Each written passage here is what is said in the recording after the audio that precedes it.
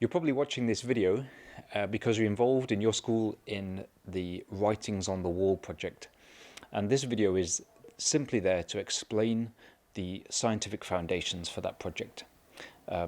Anything we do in school should be based on the truth, should be based on reality, and there is a monumental amount of evidence out there in the scientific world for why this is actually a real crisis.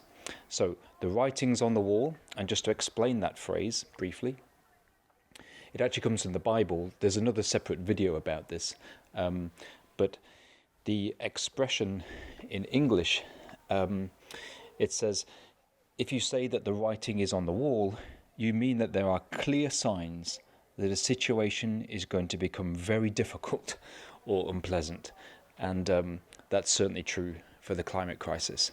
So I'm going to show you what that will look like using, like I said, the scientific evidence. So here it is. This is the main scientific chart, I think, to get us orientated. And this is the last million years of carbon dioxide concentrations in the atmosphere. And you can see that it remains within a very stable equilibrium between about 200 and 300 parts per million. And then something rather odd happens. That's over here. And human beings in this little section of time here, we've become so populous and we do so many we've been so inventive and so creative, and we produce so much very nice stuff. But the problem is that in making all that stuff and moving around, we actually create lots of CO2. So we have thrown out of this very stable, very deeply entrenched equilibrium. We've thrown it into completely new territory. And actually in 2019, the average was 410.5 parts per million. So it's a deeply a different level reading. So you can see this is kind of the past geological time. Now, if we talk about that, that's like the image of the writing on the wall. I mean, that's the signal from the Mauna Loa Observatory laboratory, in Hawaii. But let's just put that into text. What does that mean in terms of writing?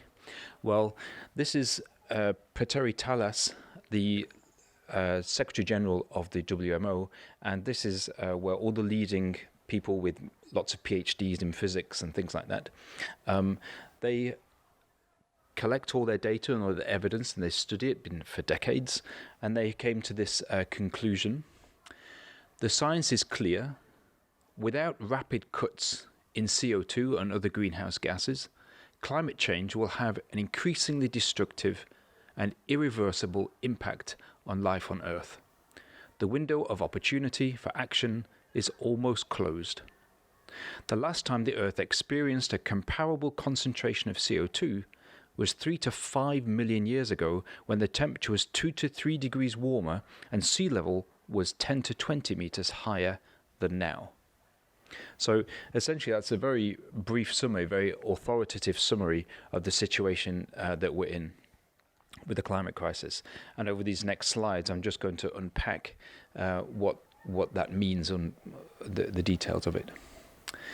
And so the reason for this is, and here's our wall in this school here in Brussels. This is our wall that we're going to paint in after Christmas, and on this wall, we're going to paint the faces of the people who are going to be affected, and we're going to put some key numbers in there as well. So we're going to put the writing on the wall, okay? We're going to embody what the scientific community is saying, and it's going to be based on the data, clear data, and it should be a signal that things are going to be very, very different in the future without radical and urgent action.